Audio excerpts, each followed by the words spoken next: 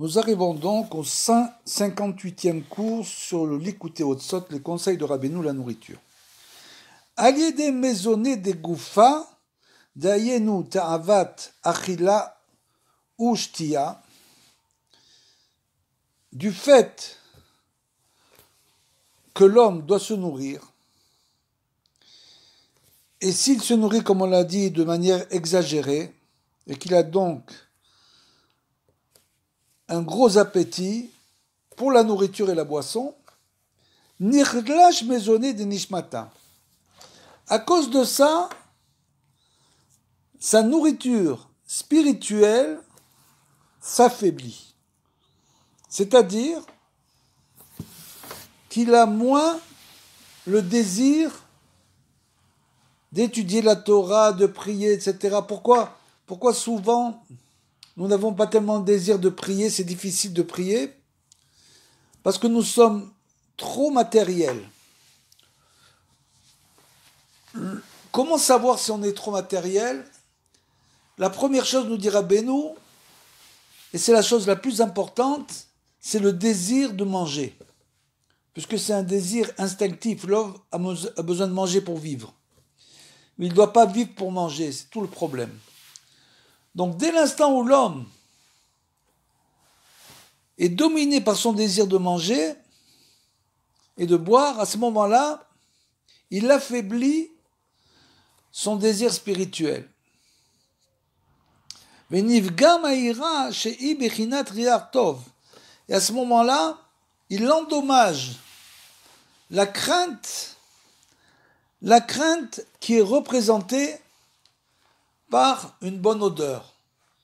Puisqu'on le sait, la crainte, c'est au niveau de l'odeur du nez qu'on peut la ressentir. Chez Ikar Maisonné des Nishpata, qui représente justement la crainte, c'est la nourriture spirituelle de l'homme. C'est le but à atteindre.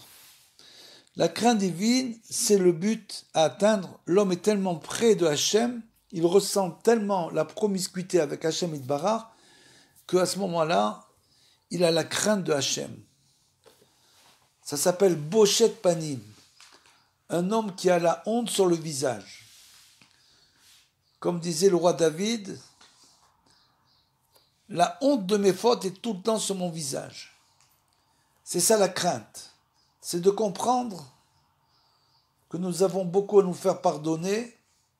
Si une personne arrive à ce niveau, alors bien sûr elle ne va plus tomber, puisqu'elle va constamment être en adhésion, en promiscuité avec Hachem Itbarach, et à ce moment-là, bien sûr, elle ne sera pas ce qu'on appelle aspanim, c'est l'inverse de boshet panim, c'est-à-dire la honte sur le visage. Aspanim, c'est les gens qui sont insolents, c'est l'insolence.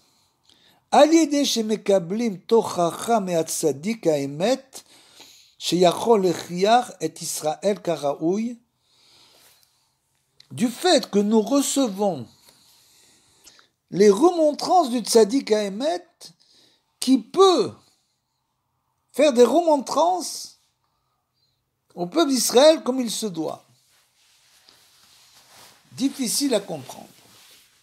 Ça veut dire quoi que le tzaddik ha'emet fait des remontrances? Ça veut dire que celui qui est mekouchar, le tzaddik ha'emet, qui est lié au tzaddik ha'emet, et bien sûr il y a des milliers de niveaux, il faut bien comprendre une chose très très importante. C'est pas parce qu'une personne se dit être Breslev qu'elle est reliée au tzaddik ha'emet. Pas du tout. Il y a une Torah dans l'Likutei Moharan qui nous dit que pour être lié au tzaddik ha'emet, véritablement, il faut appliquer totalement la Torah du tzaddik. Si tu n'appliques pas toute la Torah, nous dit Rabbeinu, tu n'es pas encore Adain lo mekushar la tzaddik. Tu n'es pas encore relié au tzaddik. C'est donc pas une chose évidente. Chacun est à son niveau. Ça ne veut pas dire que quand tu vois une personne qui parle de Rabbeinu, qu'elle est automatiquement reliée au tzaddik. Elle est reliée d'une certaine manière, mais comme nous dit Rabbeinu, pour être véritablement relié, il faut faire toute la volonté. Comment fait-on la volonté du tzaddik Emet? Il faut tout simplement étudier, approfondir les livres du tzaddik, comprendre son message dans tous les domaines. On ne peut pas uniquement comprendre le message du tzaddik uniquement de ce qui nous intéresse. Dans le domaine de la Torah, il dit il faut faire comme ça, étudier comme ça. Tu dis ça y est, je suis relié au tzaddik. Pas du tout. Tu es relié au tzaddik d'une certaine manière, mais tu n'es pas complètement relié au tzaddik jusqu'à ce que tu fasses toute la volonté du tzaddik à émettre. Et là-dessus, il y a beaucoup à dire. On pourrait parler pendant des heures, justement, de savoir ce qu'est véritablement être relié au tzaddik. Je vous donne un petit exemple. Rabbeinu a envoyé un pétek, il y a plus de 100 ans, Rabbi Israël au dessert. Il a dit, sur toi, mon feu brûlera jusqu'au Mashiach.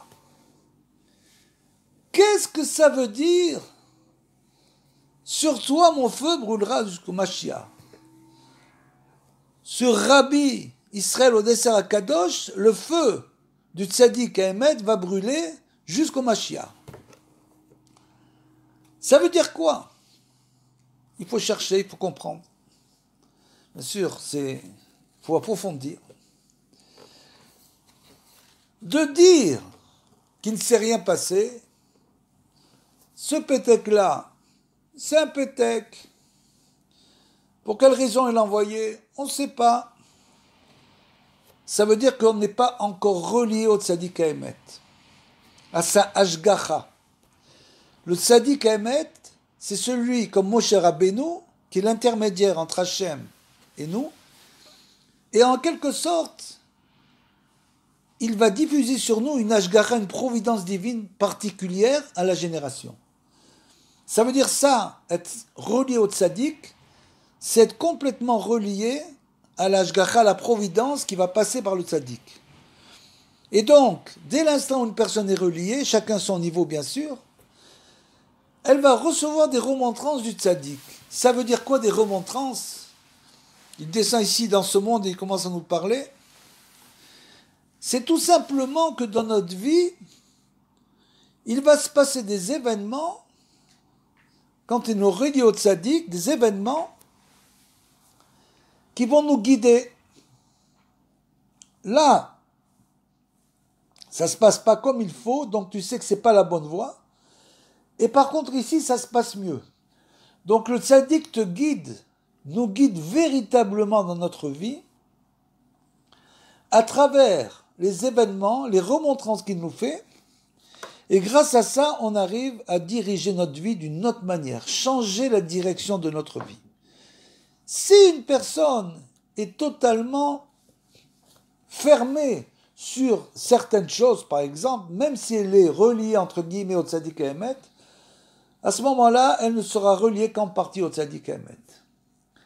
Pourquoi? Parce qu'elle n'arrive pas à se renouveler.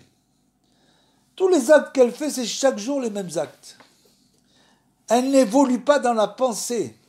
Il faut évoluer dans la pensée du tzaddik. Le tzaddik, il a une pensée qui est très très très élevée. Il faut constamment évoluer dans la pensée du tzaddik.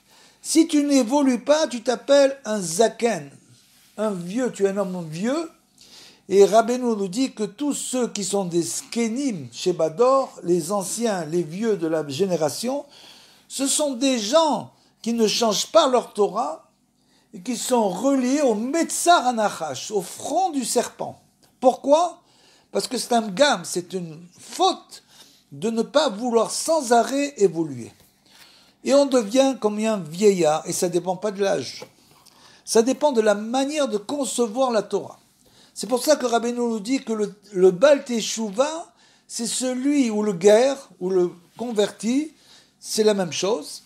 C'est celui qui n'a pas été influencé dans sa petite enfance par des mouvements de pensée et qui peut sans arrêt évoluer. C'est pour ça que nous dit Rabbeinu, c'est lui le Baal Teshuva qui va dévoiler ma Torah. C'est pas celui qui est tombé dans la potion magique quand il avait 3 ans.